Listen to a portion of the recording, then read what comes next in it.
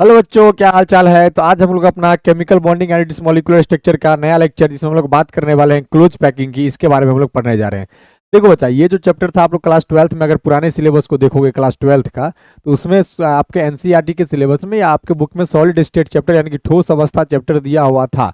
लेकिन जब से न्यू सिलेबस रिवाइज करके बनाया गया, उसमें सॉलिड स्टेट चैप्टर को हटा दिया गया है और उसके टॉपिक को आपके इस चैप्टर में मर्ज कर दिया गया, जो आपको आपके क्लासेस में यानी कि सेमेस्टर 1 में पढ़ने हैं। इसमें हम लोग बात करेंगे आज के क्लासेस में क्लोज पैकिंग की। अब ये क्लोज पैकिंग क्या होता है? देखो, कोई भी जो सॉलिड होता है आपको पता है कि वो कंस्टिट्यूएंट्स पार्टिकल से मिलकर बना होता है, कुछ पार्टिकल से मिलकर बने होते हैं। अब पार्टिकल्स की अरेंजमेंट के ऊपर डिपेंड करता है कि सॉलिड का जो रिजिडिटी है यानी कि सॉलिड की जो कठोरता है वो किस प्रकार से होगी। मान लो किसी सॉलिड में जो पार्टिकल्स अरेंज होता है, तो पार्टिकल्स के अरेंज होने के बाद सॉलिड में जितना कम जगह खाली बचेगा ना, यानी कि सॉलिड जितना भरा हुआ होगा, सॉलिड का जो रिजिडिटी होती है, कठोरता होती है, उतनी ज्यादा होती है और उस सॉलिड को हम लोग उतना बेटर सॉलिड मानते हैं। लेकिन अगर सॉलिड में पार्टिकल्स अगर सज रहा है, मान लो अरेंज हो रहा है और पार्टिकल्स के अरेंज होने पर अगर जगह ज्यादा खाली बच जाती है, तो सॉलिड में रिजिडिटी कम होती है, यानी कि सॉलिड की सॉलिडिटी उतनी बेटर नहीं मानी जाती है। तो ये पैकिंग बहुत तरह के होते हैं, जिस पैकिंग के बारे में मतलब पार्टिकल्स की जो अरेंजमेंट होती है सॉलिड के अंदर में, जिसको हम लोग क्लोज पैकिंग कहते हैं, ये बहुत तरह के होते हैं, जिसके बारे में आज हमको यहाँ पे पढ़ना है। ठीक है, तो आओ स्टार्ट करते हैं अपने लेक्चर को। मजेदार लेक्चर है, समझने की कोशिश करना, थोड़ा सा एनालाइज करने वाला लेक्चर है बच्चा। अपने तरफ से भी एफर्ट लगाना तो समझ जाओगे जो हम समझाने की कोशिश कर रहे हैं। देखो, इसमें हम लोग बात करेंगे क्लोज पैकिंग में, ये जो पार्टिकल्स की जो पैकिंग होती है ना सॉलिड के अंदर में। एक सेकेंड,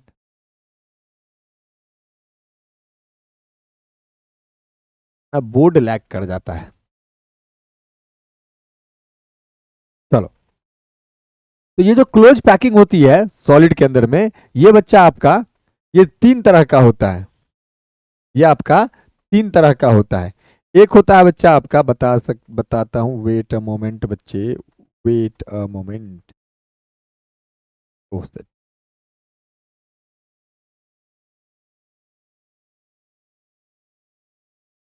देखो,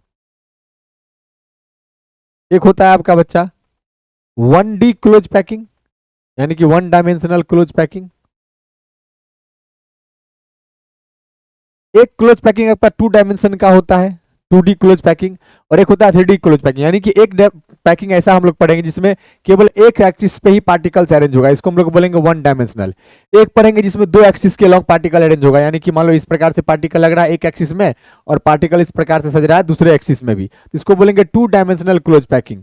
और एक होता है 3D, जिसमें कि तीनों एक्सिस में, यानी कि आपका जो रूम वगैरह जिसमें बैठे हुए हैं ना, वो 3D स्ट्रक्चर है ना बच्चा, जिसमें लेंथ भी है, ब्रेथ भी है, हाइट भी है। तो हम लोग 3D पैकिंग भी पढ़ेंगे पार्टिकल्स का, 2D पैकिंग भी पढ़ेंगे और 1D पैकिंग भी पढ़ेंगे। तो सबसे पहले हम लोग बात करते हैं 1 डायमेंशनल क्लोज पैकिंग की। ठीक, अच्छा, इस 1 डायमेंशनल क्लोज पैकिंग पे जाएं उससे पहले जरा हम लोग बात करते हैं, एक पॉइंट है कोऑर्डिनेशन नंबर। हालांकि मैं आपको ये पढ़ा रखा हूं, आयनिक कंपाउंड जब पढ़ाए थे तो कोऑर्डिनेशन नंबर क्या होता था वहां बताए थे कि किसी भी कैटायन को जितने एनायन चारों बगल से घेरते हैं, या किसी भी एनायन को जितने कैटायन चारों बगल से घेरते हैं, वही नंबर उसका उस कैटायन या एनायन का कोऑर्डिनेशन नंबर कहलाता है। सिमिलरली यहाँ पर भी जो कोऑर्डिनेशन नंबर है वो कुछ उसी तरीका का है। मान लो जब हम लोग सॉलिड को बनाने के लिए पार्टिकल्स को अरेंज करते हैं, तो किसी एक पार्टिकल्स को जितने पार्टिकल्स चारों बगल से टच करते हैं, उतने ही नंबर ऑफ पार्टिकल्स उस एक पार्टिकल के लिए क्या कहलाएगा, उसका कोऑर्डिनेशन नंबर कहलाएगा। तो जो 1 डायमेंशनल क्लोज पैकिंग होता है ना बच्चा, उसमें पार्टिकल्स आपका केवल एक डायमेंशन में क्या होता है, अरेंज होता है, यानी कि इस प्रकार से मान लो, या तो केवल इस प्रकार से एक ही डायमेंशन में पार्टिकल्स की अरेंजमेंट होती है। इसको कहते हैं हम लोग 1 डायमेंशनल क्लोज पैकिंग। इसको क्या बोलते हैं हम लोग, 1 डायमेंशनल क्लोज पैकिंग।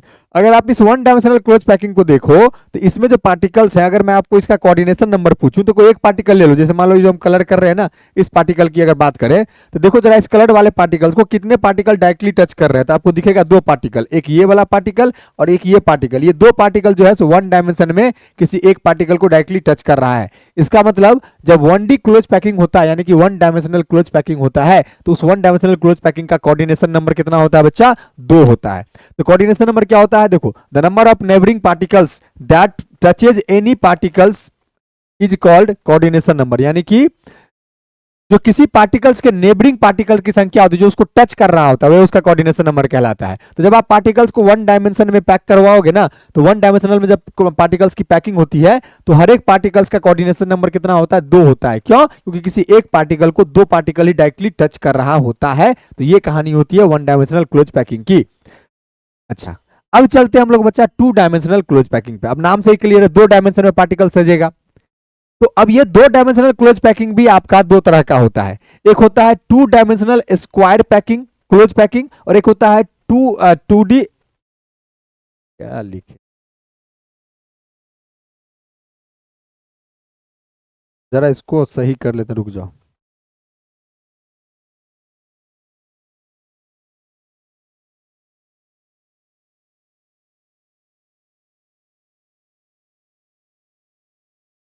देखो भाई, ये 2 डायमेंशनल क्लोज पैकिंग भी आपका 2 तरह का होता है। एक होता है 2D square close packing,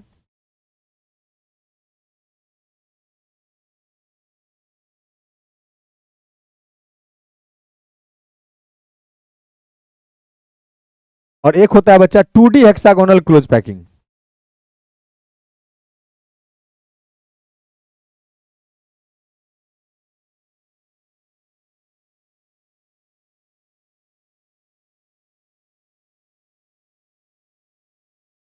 two D hexagonal close packing, ये 2 तरह के 2D क्लोज पैकिंग होते हैं। 2D स्क्वायर क्लोज पैकिंग और 2D हेक्सागोनल क्लोज पैकिंग। अब ये 2D स्क्वायर क्लोज पैकिंग कैसे बनता है? ये बनता है 1 डायमेंशनल क्लोज पैकिंग से। कैसे? देखो, मान लो पहले हम लोग क्या किए, जरा इसको पढ़ो फिर समझाते हैं। सबसे पहले इसमें हम लोग बात करेंगे 2D स्क्वायर क्लोज पैकिंग की। कहा अ 2D close packing is which in which constituent particles of succeeding row is placed just above the constituent particles of previous.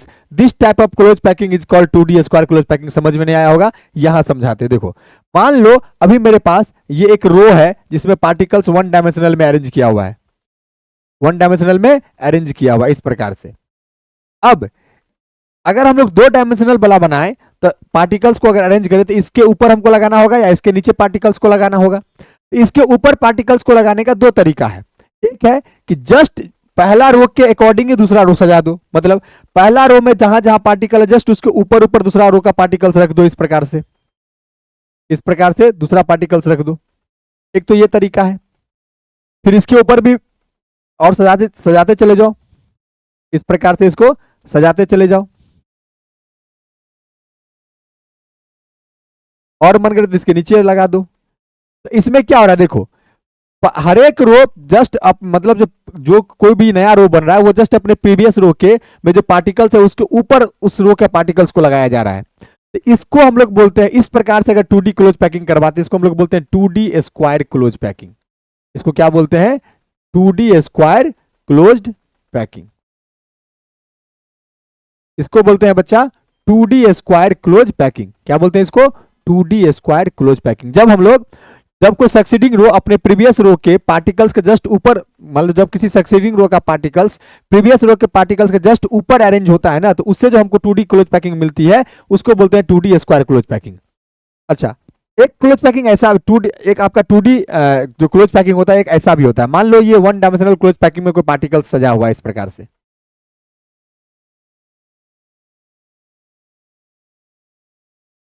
ठीक। अच्छा, अब ये 1 डायमेंशनल क्लोज पैकिंग में ये पार्टिकल सजा हुआ है, तो जब 2 पार्टिकल्स यहां सज रहा है तो देखो यहां बीच में ये डिप्रेशन दिख रहा है, ये डेप्थ दिख रहा है। तो हम लोग क्या करते हैं, अगर अगला रो अगर बनाए इसके ऊपर, तो जब इनके हम 2 पार्टिकल्स के बीच में जो गैप है अगर उस गैप में पार्टिकल्स को रखना चालू कर दें तो एक क्लोज पैकिंग अपना इस प्रकार से भी बनेगा। इस गैप में पार्टिकल्स को रखते हैं इस प्रकार से,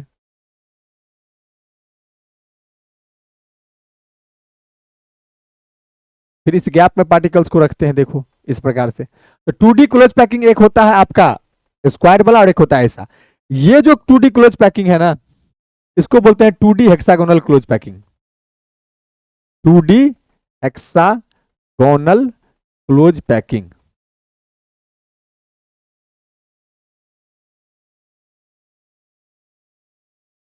अब ऐसा क्यों नाम पड़ा इसका? 2D स्क्वायर क्लोज पैकिंग क्यों नाम पड़ा इसका? 2D हेक्सागोनल क्लोज पैकिंग क्यों नाम पड़ा? मतलब जब हम लोग 2D डायमेंशन में पार्टिकल्स को अरेंज करते हैं तो पहले एक रो बनाएंगे, अब उस रो के ऊपर जो दूसरा रो लगाएंगे, फिर उसके ऊपर जो तीसरा रो लगाएंगे। वो रो लगाने का 2 तरीका है। एक तरीका है कि जो पहला रो बनाए, अब अगला रो में पार्टिकल्स को उस पहला रो के पार्टिकल्स के जस्ट ऊपर लगा दो इस प्रकार से। तो इससे जो आपको 2D क्लोज पैकिंग मिलेगा इसको बोलते हैं हम लोग 2D स्क्वायर क्लोज पैकिंग। और एक तरीका होता है कि पहला रो लगाने के बाद जो दो पार्टिकल्स के बीच में ये जो डेप्थ बनता है ना, ये डेप्थ, ये जो डिप्रेशन, इस प्रकार से जो डिप्रेशन बनता है, जब इस डिप्रेशन में पार्टिकल्स को अरेंज करते हैं, फिर जब हम लोग अगला रो तीसरा रो लगाएंगे तो दूसरा रो के पार्टिकल्स के बीच में जो डिप्रेशन है, जब उसमें पार्टिकल्स को अरेंज करते हैं तो उससे जो हमको 2D क्लोज पैकिंग मिलता है उसको बोलते हैं 2D हेक्सागोनल क्लोज पैकिंग। अब सवाल उठा कि इसको हम लोग 2D स्क्वायर क्लोज पैकिंग क्यों बोलते हैं और इसको 2D हेक्सागोनल क्लोज पैकिंग क्यों बोलते हैं, तो जरा गौर से देखना। यहां मान लो हम किसी एक पार्टिकल्स का 2D स्क्वायर क्लोज पैकिंग में कोऑर्डिनेशन नंबर निकालने जाए, तो कोई एक पार्टिकल ले लो, जैसे मान लो ये वाला पार्टिकल ले लेते हैं जिसको कलर किए हैं। अब देखो इस पार्टिकल को डायरेक्टली कितना पार्टिकल टच कर रहा है, देखो एक ये पार्टिकल टच कर रहा है यहाँ पे, एक ये पार्टिकल टच कर रहा है यहाँ पे, और एक ये पार्टिकल टच कर रहा है यहाँ पे, और एक ये पार्टिकल टच कर रहा है। और भी कोई पार्टिकल टच कर रहा है क्या? बिल्कुल नहीं। अब जो 4 पार्टिकल टच कर रहा है, जरा उसके सेंटर को ज्वाइन करो। तो जब आप इसके सेंटर को ज्वाइन करोगे तो ये सेंटर को ज्वाइन करने के बाद ये आपको स्क्वायर की तरह दिख रहा है, ये आपको एक स्क्वायर की तरह दिख रहा है, दिख रहा होगा ना। इसीलिए इस पैकिंग का नाम पड़ता है 2D स्क्वायर क्लोज पैकिंग। यानी कि जब हम लोग 2D स्क्वायर क्लोज पैकिंग करवाते हैं तो उसका नाम 2D स्क्वायर क्लोज पैकिंग क्यों कहलाता है? क्योंकि 2D क्लोज पैकिंग में जब किसी कंस्टिट्यूएंट्स पार्टिकल्स का कोऑर्डिनेशन नंबर 4 हो जाए और उन चारों पार्टिकल्स के सेंटर को अरेंज करते हैं तो उसका अरेंजमेंट एक स्क्वायर की तरह दिखता है। इसीलिए हम लोग इस पैकिंग को 2D स्क्वायर क्लोज पैकिंग कहते हैं। इसमें जरा आ जाओ, इसमें किसी एक पार्टिकल का चलो हम लोग निकालते हैं coordination number. Let us suppose हमने निकाला इसका बच्चा, चलो इस पार्टिकल का जिसको कलर कर रहे हैं। अब देखो इसको कितना पार्टिकल टच कर रहा है और कहां कहां टच कर रहा है। देखो एक पार्टिकल ये टच कर रहा है, एक पार्टिकल ये टच कर रहा है, एक ये टच कर रहा है, एक ये टच कर रहा है, एक ये टच कर रहा है। यार एक ये टच कर रहा है। कितने पार्टिकल टच किए? 1 2 3 4 5 6। अब 6 के सेंटर को मिलाओ। देखो अब जब आप 6 के सेंटर को मिलाओगे तो आपको ये हेक्सागोन की तरह दिखेगा। दिख रहा है ये हेक्सागोन? ये हेक्सागोन दिखा। इसीलिए इस पैकिंग को कहते हैं हम लोग 2D हेक्सागोनल क्लोज पैकिंग। तो जो हम लोग 2D क्लोज पैकिंग करवाते हैं ये दो तरह का होता है, एक 2D स्क्वायर क्लोज पैकिंग और एक 2D हेक्सागोनल क्लोज पैकिंग। तो यहाँ 2D close packing, 2D square close packing कैसे मिलता है? 2D स्क्वायर क्लोज पैकिंग तब मिलता है जब हम लोग किसी सक्सीडिंग रो का पार्टिकल्स प्रीवियस रो के पार्टिकल के जस्ट ऊपर लगाते हैं ना, तो वहां से जो क्लोज पैकिंग मिलता है उसको बोलते हैं 2D स्क्वायर क्लोज पैकिंग। अच्छा एक बात इसमें और गौर से देखो, ये जो 2D स्क्वायर क्लोज पैकिंग है इसमें जो पहला रो है, मान लो इसको हम लोग अगर ए मान ले, इस पहला रो को अगर हम लोग ए मान ले तो देखो तो दूसरा रो भी तो सेम उसी तरीका का है ना, सेम टू सेम रो है, तो ये भी ए कहलाएगा। तीसरा रो भी आपका सेम है तो ए कहलाएगा, चौथा रो भी आपका सेम है तो ए कहलाएगा। यानी कि इसमें जो पैकिंग होता है वो ए टाइप का पैकिंग होता है। कैसा? ए टाइप पैकिंग कहते हैं इसको हम लोग, ए टाइप पैकिंग होता है। तो 2D स्क्वायर क्लोज पैकिंग में ए टाइप पैकिंग होता है। क्यों बोल रहे हैं ए टाइप पैकिंग? क्योंकि हर रो एक तरह का होता है। जबकि इसमें देखो पहला रो आपको अगर इसको ए मानते हो तो पहला रो और दूसरा रो में अंतर दिख रहा है। पहला रो में आप देखो तो इसमें पार्टिकल्स देखो, फिर तीसरा रो आपको उससे डिफरेंस दिखेगा। तो पहला और तीसरा आपको सेम दिखा लेकिन दूसरा आपको अलग दिखा तो मान लेते हैं दूसरा को बी। चौथा भी आपको पहला से अलग दिखा तो इसको मान ले, लेकिन चौथा और दूसरा सेम दिख रहा है तो इसको मान लेते हैं बी। तो इसमें जो पैकिंग होता है वो ए बी टाइप पैकिंग होता है। कैसा? ए बी टाइप पैकिंग होता है। 2D हेक्सागोनल क्लोज पैकिंग में जो पैकिंग होता है वो 2D वो आपका ए बी टाइप होता है। यानी कि पहला रो से दूसरा रो अलग होगा, फिर तीसरा रो पहला रो सेम होगा, फिर दूसरा रो चौथा रो सेम होगा। तो पहला को ए मानो दूसरा को बी मानो तो फिर तीसरा ए हो जाएगा, फिर चौथा बी हो जाएगा, इसलिए इसको ए बी टाइप पैकिंग बोलते हैं। समझ में आया? तो देखो यहीं पे यहाँ पे कुछ 2D स्क्वायर क्लोज पैकिंग से कुछ इंपोर्टेंट पॉइंट लिखा हुआ है। टाइप्स ऑफ रो कैसा है? ए टाइप रो है। कोऑर्डिनेशन नंबर कितने होते हैं इसमें? 4 होते हैं। अब जरा गौर से देखना, ये जो पैकिंग हुआ, ये जो हम लोग 2D स्क्वायर क्लोज पैकिंग करवाए, तो 2D स्क्वायर क्लोज पैकिंग करवाने के बाद आपको जरा जरा जरा जरा बहकने दे।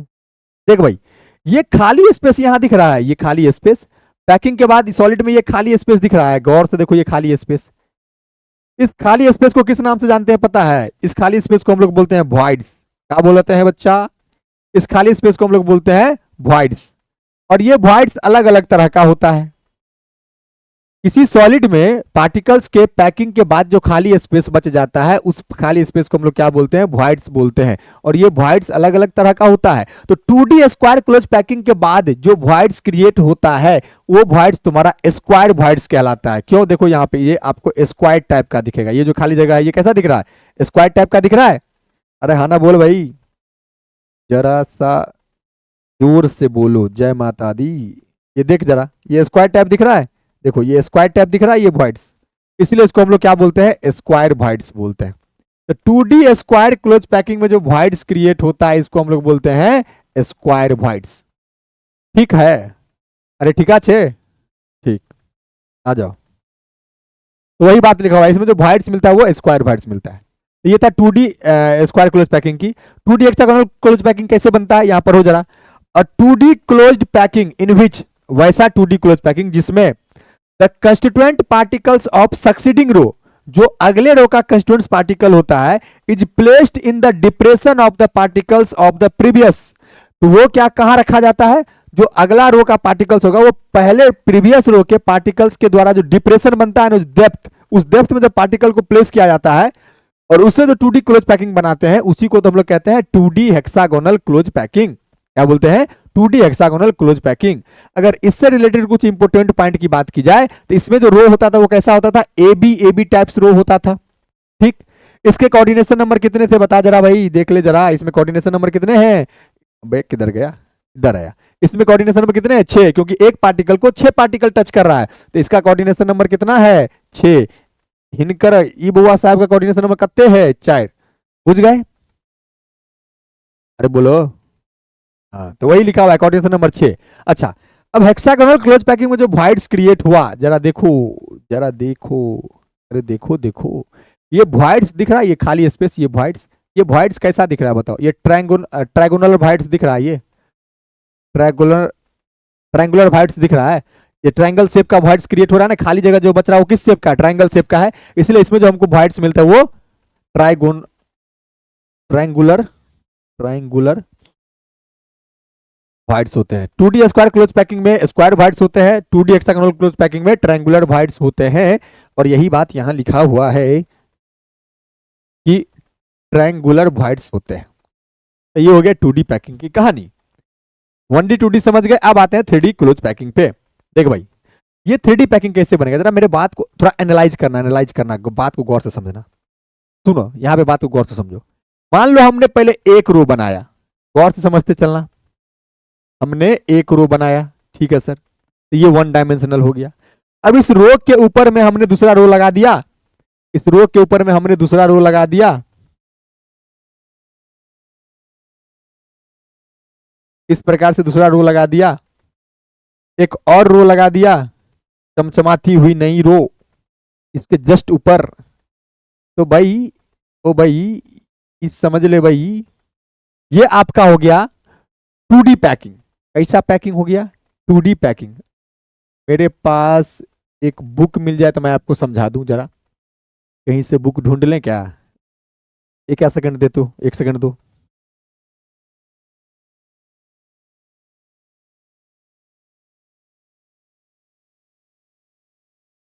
देखो, ऐसे समझो, देखो, ये मान लो, ऐसे समझना, ये एक रो था यहां पे, फिर इस रो के, ये एक रो था नीचे, इस रो के ऊपर एक रो, एक रो, एक रो, ऐसे करके 2D स्क्वायर पैकिंग बन गया।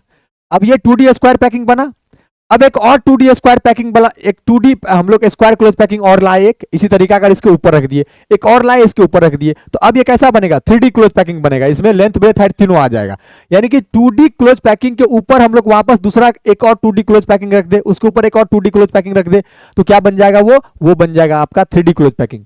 पहले क्या था, एक रो था 1D क्लोज पैकिंग, जब 1D क्लोज पैकिंग के ऊपर में दूसरा 1D क्लोज पैकिंग रखे, फिर उसके ऊपर में तीसरा 1D क्लोज पैकिंग रखे, तो वो बन गया 2D क्लोज पैकिंग। अब 2D क्लोज पैकिंग के ऊपर में एक और 2D क्लोज पैकिंग, उसके ऊपर एक और 2D क्लोज पैकिंग, उसके ऊपर एक और 2D क्लोज पैकिंग, तो कैसा बन जाएगा, वो बन जाएगा 3D क्लोज पैकिंग।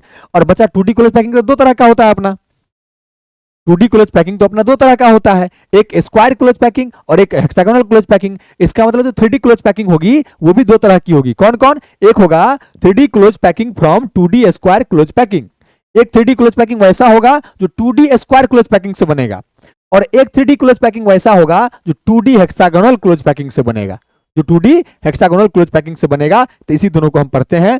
तो आप देख भाई, जितना पॉइंट इसमें बता रहे हैं उतना को याद कर लेना, क्योंकि उतना ज्यादा आपके पास फिगर वगैरह तो है नहीं कि मैं इतना डिटेल में समझा पाऊं, बस इसका कुछ कुछ पॉइंट आप याद रख लेना, काम हो जाएगा आपका। सबसे पहले बात करेंगे हम लोग 3D close packing from 2D square close packing. सबसे पहले बात करेंगे 3D close packing from 2D square close packing. इसमें जो रो होगा ये किस टाइप का रो होगा, ए टाइप रो होगा। जो 3D क्लोज पैकिंग आपका 2D स्क्वायर क्लोज पैकिंग से बनेगा उसमें जो टाइप्स ऑफ रो होंगे कैसे होंगे, ए टाइप्स रो होंगे। उसमें जो यूनिट सेल बनता है ना वो कैसा बनता है, क्यूबिकल यूनिट सेल, जिसको हम लोग शॉर्ट में बोलते हैं SSC, simple cubic unit cell. Cubical unit cell भी बहुत तरह का होता है, एक बॉडी सेंटर होता है, सिंपल होता है, फेस सेंटर होता है, एंड सेंटर होता है। तो यहां जो क्यूबिकल यूनिट सेल बनता है वो एससीसी होता है, सिंपल क्यूबिक यूनिट सेल। ठीक, अच्छा अगर फिगर होता मेरे पास तो मैं दिखा देता, खैर आप समझने की कोशिश करना। एक रो था 2D स्क्वायर क्लोज पैकिंग का, उसके ऊपर दूसरा रो रखे, उसके ऊपर तीसरा रो रखे, उसके ऊपर चौथा रो रखे, तो इस प्रकार से 3D क्लोज पैकिंग बन जाएगा। ठीक, जिसमें हर एक रो एक समान होंगे तो ए टाइप रो होगा। उसमें जो यूनिट सेल बनेगा ना, एक यूनिट सेल अगर 3 डायमेंशनल बन रहा है तो उसका जो सबसे छोटा हिस्सा होगा उसको कहते हैं यूनिट सेल। तो वो यूनिट सेल किस तरीका का होता है, क्यूबिकल यूनिट सेल होता है। उसमें जो कोऑर्डिनेशन नंबर होते हैं बच्चा कितना होगा, 8। यानी कि उसमें 2D जब 3D क्लोज पैकिंग करेंगे 2D स्क्वायर क्लोज पैकिंग से, तो उसमें एक पार्टिकल को 8 पार्टिकल चारों बगल से टच कर रहे होते हैं। ठीक, अच्छा अब देखो ये सिंपल क्यूबिक यूनिट सेल है बच्चा, तो आपको पढ़ा देता है यहाँ पे। देखो simple cubic unit cell, body centre cubic unit cell, face centre cubic unit cell. तो अगर नंबर ऑफ एटम की बात करें जिस एटम से मिलकर ये यूनिट सेल बनेगा, तो सिंपल क्यूबिक यूनिट सेल में जो नंबर ऑफ एटम होता है बच्चा वो 1 होता है, बॉडी सेंटर में जो होता है वो 2 होता है, और फेस सेंटर में जो होता है वो 4 होता है। इसको याद रखना। तो चूंकि हमारा जो 3D क्लोज पैकिंग है जो कि 2D स्क्वायर क्लोज पैकिंग से बन रहा है, उसमें जो यूनिट सेल है कैसा है, सिंपल क्यूबिक यूनिट सेल है। यानी कि उसमें जो नंबर ऑफ एटम होंगे यूनिट सेल में कितने होंगे, 1 होंगे। वही बात लिखा हुआ है यहाँ पे कि number of atoms in a unit cell कितने, 1 एटम होते हैं। और इसमें जो वॉइड्स होता है वो कैसा वॉइड्स होता है, क्यूबिकल वॉइड्स होता है। कैसा वॉइड्स होता है, इसमें क्यूबिकल वॉइड्स होता है। तो इतने पॉइंट आपको याद रखने हैं। आप चाहो तो इसको अपने एग्जाम में पॉइंट बना के लिख दो, नहीं तो चाहो तो इसको सेंटेंस बना के लिख दो। तो आपका 3D close packing from 2D close packing से इतने पॉइंट को ध्यान पे रखने हैं। अब आगे बढ़ते हैं 3D close packing from 2D hexagonal close particles close packing.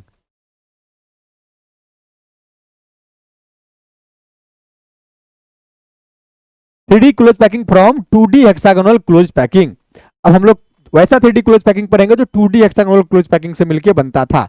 अच्छा, जब हम लोग 3D क्लोज पैकिंग बनाते हैं ना 2D हेक्सागोनल क्लोज पैकिंग से, तो इसमें 2 तरह का वॉइड्स नजर आता है हमको। कितने तरह का, 2 तरह का वॉइड्स नजर आता है। एक वॉइड्स टेट्राहेड्रल वॉइड्स होता है, एक वॉइड्स टेट्राहेड्रल वॉइड्स होता है, और एक वॉइड्स ऑक्टाहेड्रल वॉइड्स होता है। सर ये टेट्राहेड्रल वॉइड्स ऑक्टाहेड्रल वॉइड्स जरा समझा दें। देखो जब जब हम लोग 2D हेक्सागोनल क्लोज पैकिंग करते हैं, या मतलब 3D close packing from 2D hexagonal close packing के बनाते हैं, तो उसमें 2 तरह का वॉइड्स मिलता है, एक टेट्राहेड्रल और एक ऑक्टाहेड्रल। टेट्राहेड्रल वॉइड्स कैसे क्रिएट होता है, जब 4 गोला इस प्रकार से आपस में जुड़ता है ना, जब 4 स्फीयर आपस में, जब 4 पार्टिकल्स आपस में जुड़ेंगे तो उससे जो यहाँ पे वॉइड्स क्रिएट होगा, इस वॉइड्स को हम लोग बोलते हैं टेट्राहेड्रल वॉइड्स। और जब 6 पार्टिकल से, कितने से, 6 से, 1 2 ऐसे देखो, 1 2 3 4 3, और इनके ऊपर 3 और रख दो, 1 2 3। अब देखो ये 6 पार्टिकल्स मिला, ये 6 पार्टिकल एक लेयर नीचे है, एक लेयर नीचे, एक लेयर ऊपर, और एक लेयर और नीचे है, 3 का, तो उतना तो हम बना नहीं सकते हैं।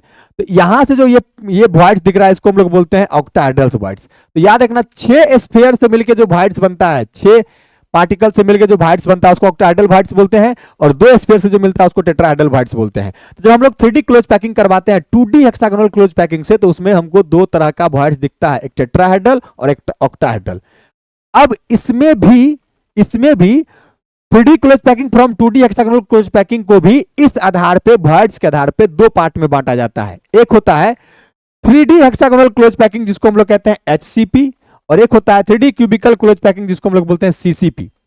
अगर आप टेट्राहेड्रल वॉइड्स को कवर करने जाओगे, मान लो सपोज करो हमने 3D क्लोज पैकिंग करवाया 2D हेक्सागोनल क्लोज पैकिंग से, तो वहां पे 2 तरह का वॉइड्स क्रिएट होगा, एक टेट्राहेड्रल और ऑक्टाहेड्रल। तो जब आप टेट्राहेड्रल वॉइड्स को भरने जाओगे, जब पार्टिकल्स को आप टेट्राहेड्रल वॉइड्स में रख के टेट्राहेड्रल वॉइड्स को भरोगे, तो वहां से एक अलग अरेंजमेंट दिखेगा, और जब आप ऑक्टाहेड्रल वॉइड्स को भरोगे पार्टिकल्स रख करके, तो वहां पे आपको एक अलग अरेंजमेंट दिखेगा।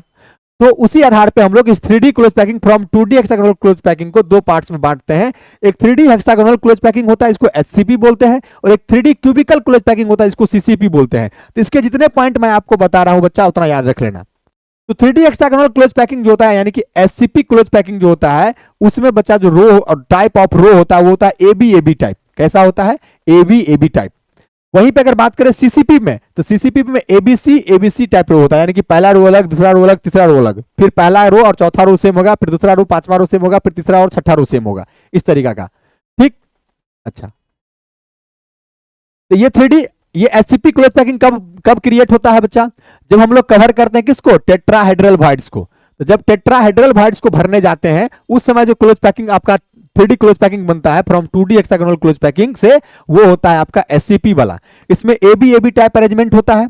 इसके यूनिट सेल कैसे होते हैं बच्चा? हेक्सागोनल यूनिट सेल होता है। इसमें नंबर ऑफ एटम्स जो होंगे, हेक्सागोन में नंबर ऑफ एटम्स 6 होता है। जैसे अगर हम एचसीपी की बात करें तो एचसीपी में नंबर ऑफ एटम 6 होता है। एचसीसी में कितना पढ़ाए हैं? 1। बीसीसी में कितना पढ़ाए हैं? 2। और एफसीसी में कितना पढ़ाए हैं? 4। और एससीपी में याद रखना कितना होता है? 6। तो चूंकि हेक्सागोनल, जब हम लोग टेट्राहेड्रल वॉइड्स को कवर करते हैं, तो वहां से हमको 3D close packing from 2D hexagonal close packing मिलता है। उसमें जो यूनिट सेल होता है हेक्सागोनल होता है, तो उस हेक्सागोनल यूनिट सेल में नंबर ऑफ एटम कितने हो जाएंगे? 6। इसका कोऑर्डिनेशन नंबर याद रखियो बच्चा 12 होता है।